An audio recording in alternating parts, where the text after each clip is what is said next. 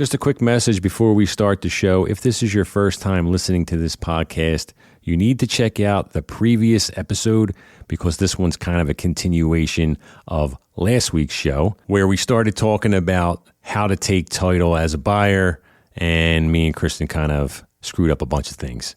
So we brought in some big guns this week. Our friend Kristen Marrone from Square Settlement Services, our favorite title company, Encompass's in-house title, to kind of correct and go over what we really messed up last week. So anyway, thanks for tuning in and enjoy this week's episode. All right, we have a very special guest for our coffee break this week, Kristen. Our friend Kristen Marrone from SQS Title, who is our in-house title company, Encompass's title company, is here to help us clean up that mess that we made last week.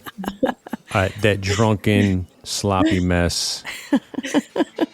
It's the golden monkey, right?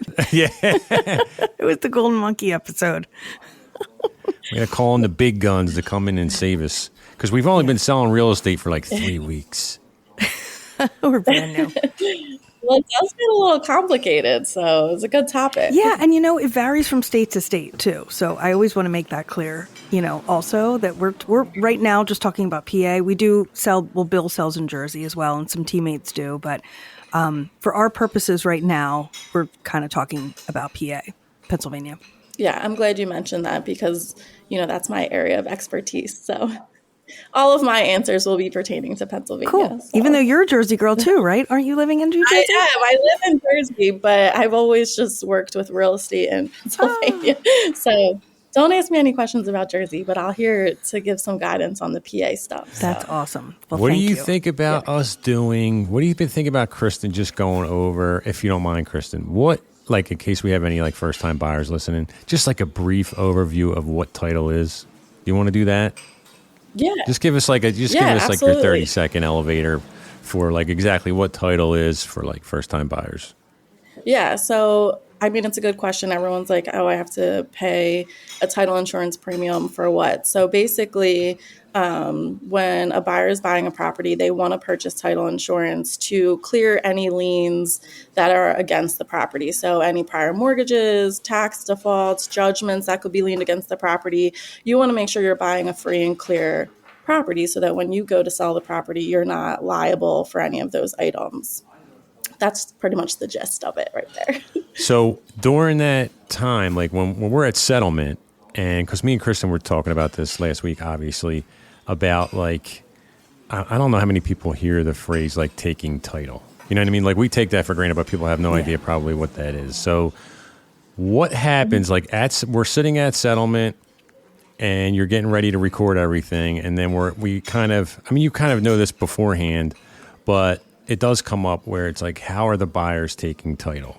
And there's a couple different options. Right. And this is where the mess ensued last week. Yeah. Yeah. So yes, there's different ways you can take title. One, of course, is a sole owner. So if you're buying a property by yourself, you would take title as sole owner.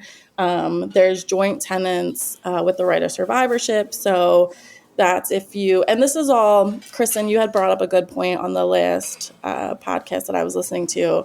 It's basically for your future estate planning, right? So joint tenants with the right of survivorship, it's an equal ownership interest by all parties named on the deed with rights of ownership vesting in the surviving owner.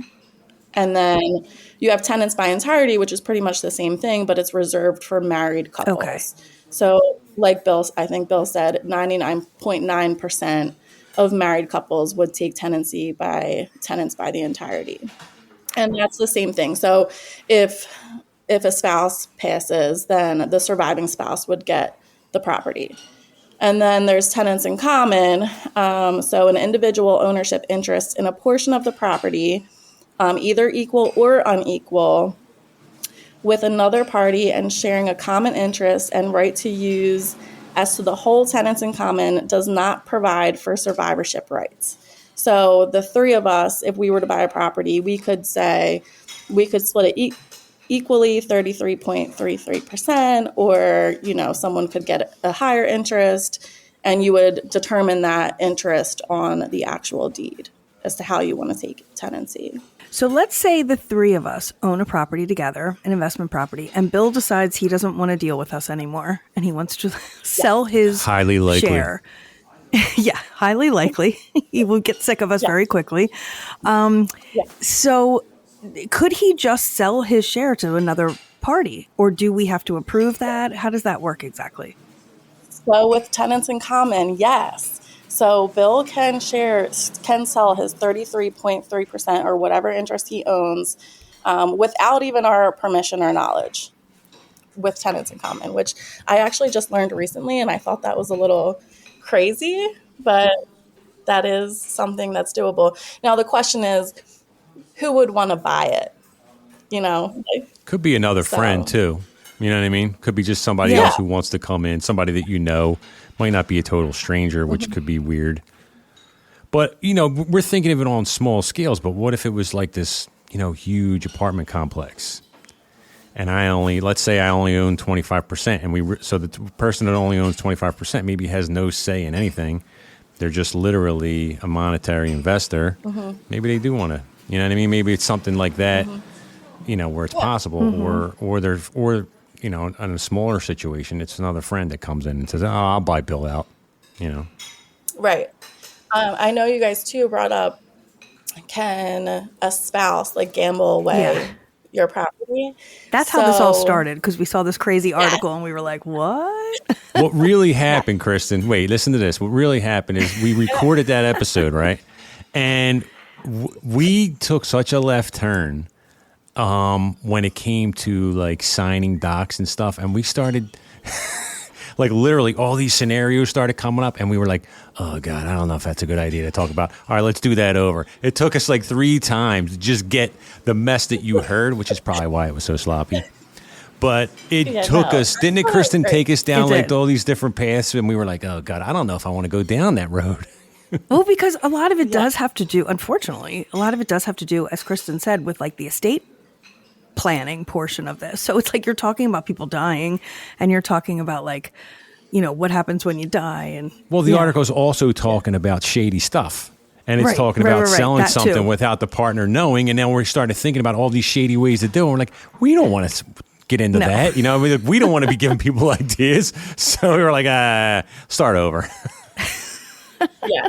And Pennsylvania, it's a marital state. So you would, if you're taking tenancy as tenants by entirety, or even if, say, a spouse acquired property after they got married and they only put themselves on the deed, you would still need the other spouse to sign off when they go to sell that property. Yeah. All right. That does make sense. But what about the other way? What about, a guy owns a property, gets married, his wife is never on the deed. He could sell it without... If he acquired that property before, as long as it's before the marriage, yes, he can sell it without the wife having to sign off. Okay, but you're saying, okay, so that's that way. And then if they're married and then he inherits a property from a family member, then she still needs to sign off, even though she's not technically on the deed. Okay. Yep. I knew this was a good idea. So, there's nothing, what I've learned since I've been in the industry is there's nothing that's really black and white. Everything is such a gray area, and there's different rules and exceptions, and it's you learn something new every day. Yeah. So. Well, it's so funny too, because Kristen, I think I shared with you, I know I told Kaya, but who used to work with you guys, she would at the settlement table be when she's going over, she would hand that document to them, to the buyers to sign about how they're taking title. And then she would always say, they'd always look at me like, what? I don't know what this means. And she would basically just say, just read it. And they're still it looks like a foreign language when you're not used to reading that. And then I would say, well, you guys are married, so you probably want to take tenants by the entirety. And the one time she stop, she screamed at me at the table, and she's like, you are not allowed to say that. You are not legally allowed to tell anyone how to take title. I was like, I was just saying they're married. I just assume that's how most people do it, but whoa, okay. Yeah. Even though she's probably legally correct. Yeah, she totally is, but... Right, but if you don't know, if you're a couple and you don't know, that that's what they want. Yeah. You know what I mean? If it doesn't come up, then they want the normal, regular, whoever lives gets the property. The only people that don't take it that way, they already come in with this information. They know. You know what I mean? They already know that they want to, do it differently. Yeah, I try to just explain it the way that I just explained it to you guys. Like, these are the different ways you can take title. I ask their relationship, obviously, like, are you married? And then I give them the options and I tell them what it really means. It's really for future estate planning. And I try to let them. I like actually the way that you said it's for future estate planning, because I'm always like, it's like when you die. I like estate planning. I'm going to use that terminology from now on. That sounds a lot better. Exactly. Oh, God. It's like a more professional way. Yeah, that sounds a lot better. Oh, well, this was so awesome, Kristen. Thank you for taking 20 minutes to do this with us. We really appreciate it. No problem. Thanks for having me on. It's always good to see both of you. So.